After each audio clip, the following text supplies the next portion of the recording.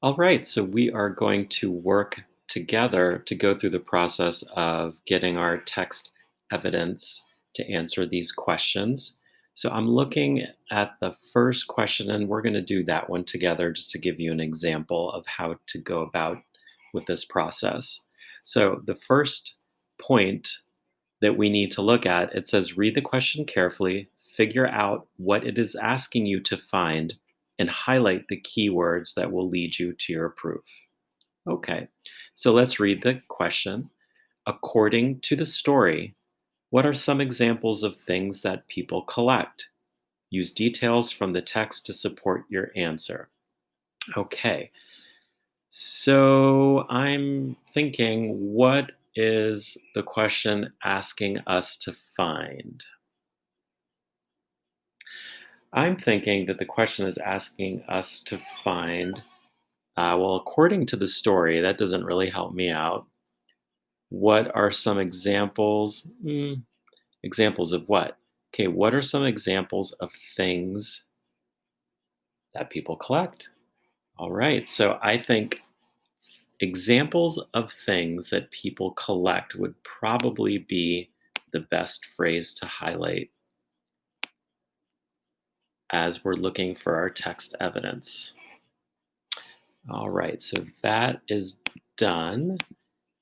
And now we're going to go to the book because that's what good readers do. They go back to the text to find their evidence. And remember, when we look through the book, we're going to be looking for examples of things that people collect. I have my book open in the tab next to my questions, so it's easy to toggle back and forth. Here's my copy of the excerpts. I don't think it's going to be on the cover, so I'm going to look at the first page. I see a picture of Selig there. And okay, I see the word collectors in the first sentence. There are in this world people who are born collectors. Okay. So right there, I'm having little bells go off in my head because they're asking us for examples of things that people collect. Now that I've found the word collectors, I'm going to continue reading because I found one of my keywords in there. There are in this world people who are born collectors. Some collect shells or stones, others feathers. Some have even been known to collect tiny teaspoon. Such a one was Selig. He was a collector of words.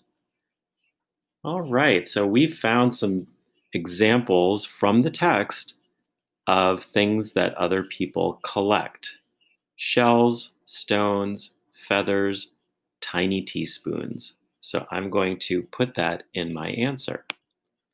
I'm going to go ahead and begin answering this as a complete sentence. And remember, you take the words from the question and you turn them into the opening words for your answer.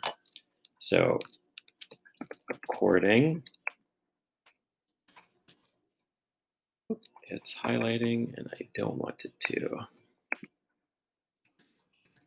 According to the story, some examples of things people collect are, okay, I don't remember all the things that they mentioned in the book, so I'm going to toggle back to my book and I'm going to read again. Some collect shells, stones, feathers, tiny teaspoons.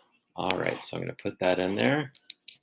Shells, stones, feathers, and even tiny teaspoons.